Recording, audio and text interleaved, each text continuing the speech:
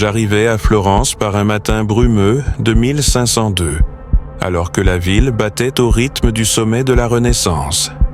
Ces ruelles pavées formaient un labyrinthe où artistes, érudits et marchands croisaient leurs chemins.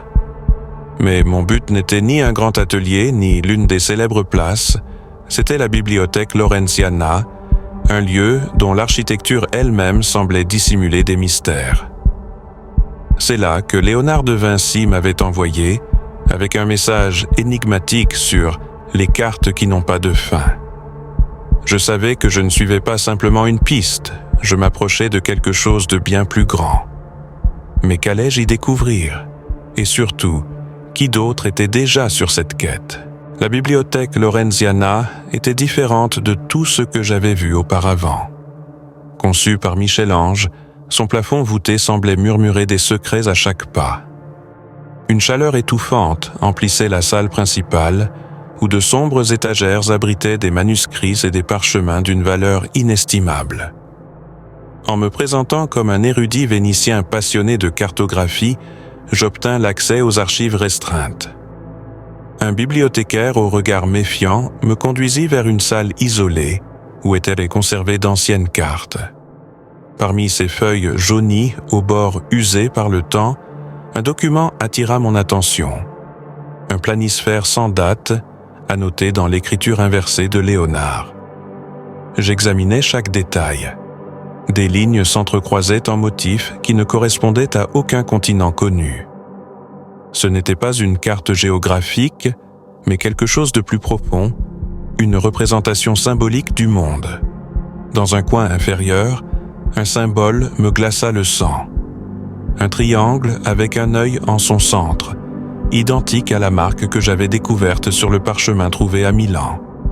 Curieux, je passai mon doigt sur le bord du document et sentis une texture étrange. En frottant légèrement, un morceau de papier glissa, révélant un compartiment caché dans le cadre. À l'intérieur, un fragment de parchemin reposait, inscrit de coordonnées énigmatiques et d'une seule phrase en latin. Advenir ubi orbis fini et sapientia incipit. Trouve où le monde s'arrête et où commence la sagesse. Alors que j'examinais la carte, une sensation étrange me traversa. Je relevai la tête et aperçus deux hommes en manteau sombre, chuchotant à voix basse. Leur regard s'attarda sur moi un instant, avant qu'ils ne disparaissent silencieusement entre les étagères. L'impression d'être suivi était désormais une certitude. Je quittai précipitamment la bibliothèque, serrant contre moi le fragment que j'avais découvert. Mon prochain objectif était de déchiffrer les coordonnées, mais avant cela, je devais répondre à une autre question essentielle. Qui étaient ces hommes? Et pourquoi semblaient-ils s'intéresser aux mêmes secrets que moi? Cette nuit-là, je trouvai refuge dans une taverne locale, où le vin était corsé et les conversations bruyantes. Assis dans un coin sombre, à l'abri des regards, j'étudiais le fragment de parchemin à la lueur vacillante d'une bougie. Les coordonnées indiquaient un lieu près de Rome, mais un détail supplémentaire attira mon attention. Un code dissimulé dans les mots latins. En utilisant un petit miroir, je révélai un ensemble de chiffres qui semblaient correspondre à une localisation souterraine. Ma réflexion fut brusquement interrompue lorsqu'un homme s'assit en face de moi, sans y être invité. Son manteau était discret, mais son regard transperçait l'ombre avec une intensité troublante. « Vous manipulez des forces que vous ne comprenez pas », déclara-t-il d'un ton ferme. « Léonard a déjà sacrifié beaucoup pour protéger ses secrets. Êtes-vous prêt à payer le même prix ?» Je me redressai, tentant de masquer ma nervosité. « Qui êtes-vous » demandai-je, maîtrisant ma voix. Il ne répondit pas immédiatement. À la place, il sortit de sa poche un petit médaillon et le posa sur la table. Gravé dessus, le même symbole du triangle et de l'œil que j'avais vu sur la carte et le parchemin. « Nous ne sommes pas vos ennemis, » murmura-t-il, « mais si vous continuez, d'autres ne seront pas aussi cléments. » Puis, avant que je ne puisse répondre, il se leva et disparut dans la foule. De retour à mon logement, mon esprit bouillonnait. Le message de cet homme était à la fois un avertissement et une confirmation que j'étais sur la bonne voie. En croisant les nombres et le code du fragment, je parvins à identifier un point précis, les catacombes sous la basilique Saint-Pierre à Rome. Ces catacombes étaient célèbres pour leurs couloirs labyrinthiques et leurs trésors cachés. Le fragment suggérait qu'un élément crucial de l'énigme laissée par Léonard s'y trouvait. Mais qu'allais-je vraiment découvrir dans ces profondeurs oubliées? Et surtout, serais-je le seul à le chercher? Arrivé à Rome quelques jours plus tard, une fois de plus dissimulé sous une fausse identité.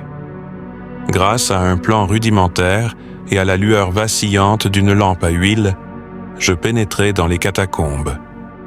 L'air y était lourd, chargé d'humidité et de l'odeur persistante de pierres anciennes. Suivant les indications du fragment, je traversais un enchevêtrement de galeries avant d'atteindre une chambre isolée. Au centre de la salle, une boîte en métal reposait sur un piédestal, gravé du symbole du triangle et de l'œil. Avec précaution, je l'ouvris. À l'intérieur se trouvait un objet d'une conception fascinante, un équilibre entre art et ingénierie. Un anneau métallique finement ouvragé, orné d'inscriptions lumineuses qui réagissaient à la flamme de ma lampe. Mais ce n'était pas qu'un simple artefact. Lorsque je le pris en main, je ressentis une légère pulsation comme un battement de cœur. Sur sa face intérieure, un jeu d'inscriptions mystérieuses semblait attendre d'être déchiffré.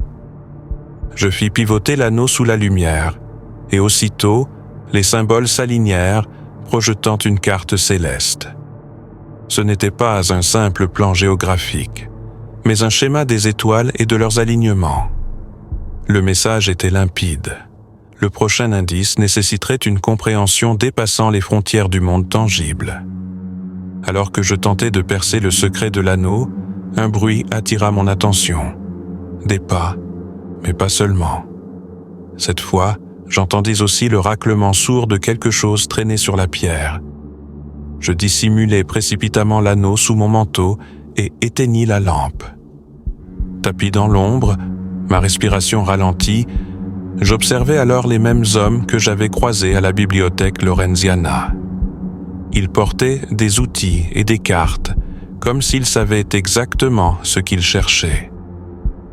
L'un d'eux leva sa lanterne et balaya la pièce d'un regard scrutateur. « S'il l'a pris, » murmura une voix rauque, « alors il se dirigera vers Venise. » Mon cœur se serra. Il savait. Dès qu'ils s'éloignèrent, je quittai la chambre par les passages secondaires, m'enfonçant dans les profondeurs des catacombes. À chaque pas, la sensation devenait plus forte. Je ne transportais pas seulement un artefact. Je portais désormais un savoir qui pouvait tout changer. L'artefact que j'avais trouvé n'était pas seulement un fragment du cœur des terres. Il semblait être une clé, non seulement pour un mécanisme physique, mais pour un concept. Quelque chose qui reliait les codes de Léonard au cosmos lui-même. L'anneau était gravé de diagrammes complexes, évoquant bien plus qu'une simple œuvre d'ingénierie. Ces inscriptions semblaient suggérer l'existence de portails, ou peut-être même la capacité d'amplifier la perception humaine à un niveau inimaginable. Ce n'était pas qu'un objet ancien, c'était un passage vers une vérité que peu avaient osé entrevoir. En quittant Rome, j'observais l'anneau sous la lumière du soleil levant. À l'intérieur, un nouveau jeu de symboles était gravé, formant un code qui semblait indiquer Venise comme prochaine destination. La quête n'était pas terminée. En réalité, elle ne faisait que commencer. Si les cartes n'étaient que le commencement, pensais-je, qu'est-ce qui m'attend dans la ville où les machines de Léonard prennent vie ?